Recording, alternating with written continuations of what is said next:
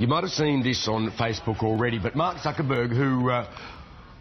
What? No, keep reading. Oh, right, I see, yeah. Gotcha, right. Who's dead today, aged 32, has said reports of made-up stories on Facebook are crazy. Delivered beautifully. Yes, yeah, beautiful. I just hadn't read the intro. Anyway, unfortunately, one thing I said is true. Now we're getting to the point of it. The popularity of so-called fake news articles shared on social media sites skyrocketed during the US election. Incredibly, almost half of posts shared from 3 popular right-wing political pages contained false or misleading information. And according to the outgoing president, Barack Obama, it is threatening our democracy.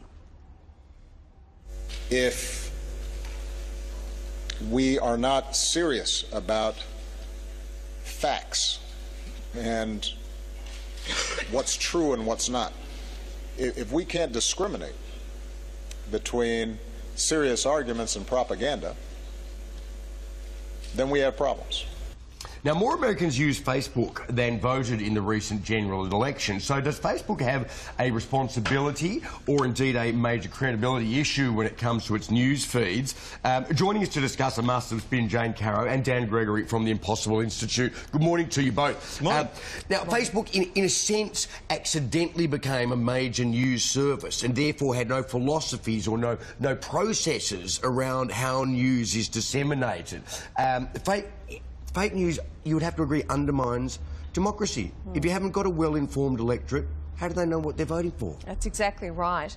And Facebook and social media in general is an anarchic space. It has no boundaries, it has no controls, and worse than that almost, it feeds you what confirms what you already think. Because of its algorithms. That's right. So I didn't get... You'd be surprised to hear this. I didn't get a lot of the right-wing fake news, so I was astonished when people are saying Hillary Clinton has a colostomy bag or it doesn't. I'm going, no, well, that's nonsense. Everyone knows that's nonsense. Yes. That's because I'm not getting that fake news because Facebook knows I won't like it. I won't agree with it. Yeah, but again, I mean, this isn't news in itself. I mean, Thomas Jefferson said that a man who reads nothing but newspapers is more misinformed than a man who reads nothing at all. So this concept that news can be construed and that we can, you know, use facts to tell lies and use lies to tell lies, this isn't news. So it comes to what do we focus on, but also what do we omit from our news cycle as well. But yes, the point about this in particular seems to be that if you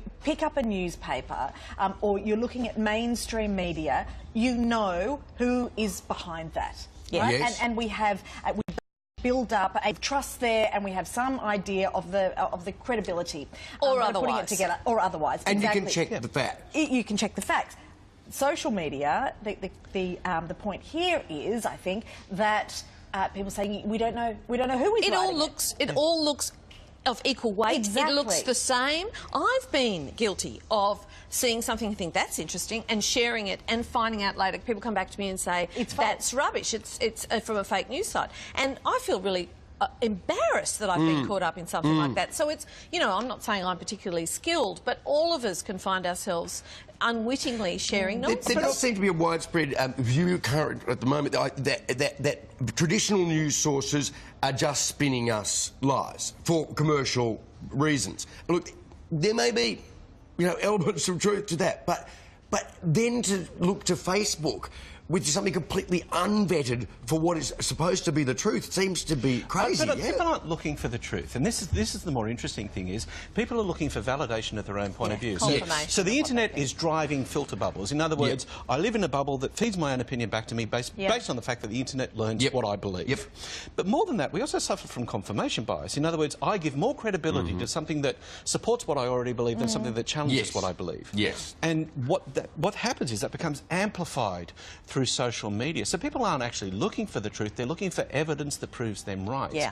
And that's the real issue, is we're not looking at news in a critical way, because we're not even thinking in a critical way. We're actually looking for support rather than challenge. And I think that's why everything's getting so polarised and everything's getting so bitter and nasty in a way that I think is much louder and more terrifying in a way than it ever has been before. The one thing I would say that I think is hopeful for Australia is I actually think compulsory voting may mitigate against the consequences of this, because it tends to smooth out the extremes in a way that obviously voluntary voting does. I still don't blame Facebook for the result in the American election. I don't think it helped, but I think that the people who stayed home and didn't vote, same in Brexit, are the ones that need to take a great deal of responsibility for what happened in I those disagree, votes. Jane. I actually think their vote was, this system doesn't work and we're not playing anymore.